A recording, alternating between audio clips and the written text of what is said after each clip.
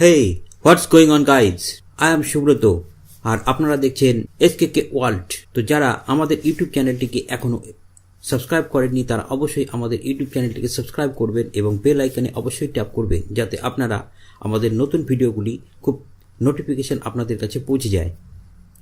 তো চলুন শুরু করছি আজকের ভিডিও। সনি ভেগাস প্রো দিয়ে আমরা কিভাবে মোবাইল ভিডিওকে এডিটিং করব এবং একটি ভিডিও লেয়ারের ওপর আরেকটি ভিডিওকে কিভাবে ব্যাকগ্রাউন্ডে সেটিং করব এবং সেটি একই ভিডিওকে। তো চলুন দেখি কিভাবে আমরা এই এডিটটা করতে পারবো। একদম কঠিন নয় বন্ধুরা, এডিটিংটি খুবই সহজ।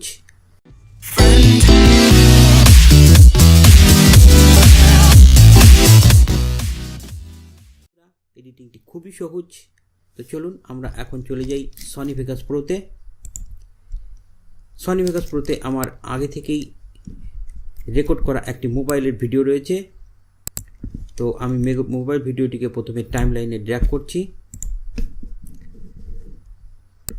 এই সেই মোবাইল ভিডিওটি আমি এখন আপনাদেরকে দেখাবো কিভাবে এডিট করতে হবে।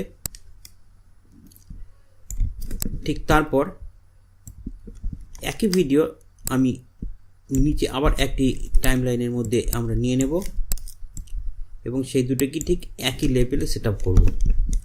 তারপর আমরা ফাইলে যাব,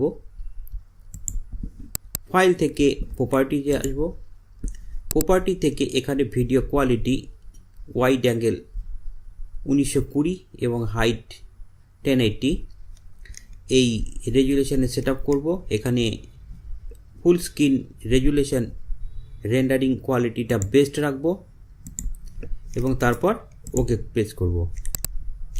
আপনারা দেখতেই পাচ্ছেন এখানে রেজুলেশনটা বেশি হয়ে গেছে। এবার আমরা যেটা করব সেটা হলো উপরের ভিডিওটিকে যে টাইম লাইনে যে উপরের ভিডিওটি রয়েছে সেখানে কিছু করব না। আমি নিচের যে ভিডিও লেয়ারটি রয়েছে সেখানে গিয়ে এখান থেকে এই যে ট্র্যাক মোশন অপশনকে আপনাকে সিলেক্ট করতে হবে। ট্র্যাক মোশন অপশনটিকে সিলেক্ট করবার পর